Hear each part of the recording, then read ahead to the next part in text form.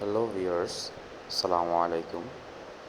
আজকে আপনাদেরকে দেখাবো খামারি পদ্ধতিতে কিভাবে দেশীয় জাতের মুরগি চাষ করা হয়।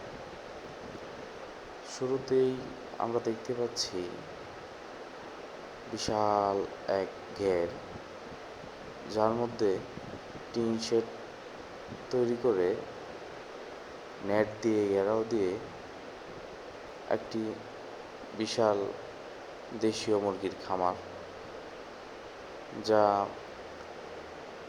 আমরা সাধারণত দেশীয় মুরগি আবদ্ধভাবে চাষ করতে দেখিনি।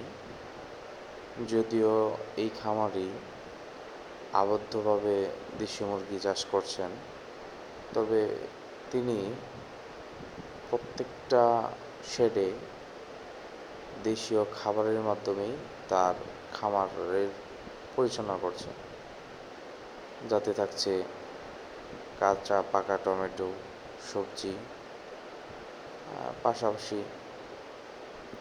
অন্যান্য শাকসবজি, যার দ্বারা গুণগত খাবার মান এবং দেশীয় প্রজাতির মুরগির মতো পুষ্টিমান বিদ্যমান থাকে, যার দ্বারা সত্যিই এক বিশাল কর্ম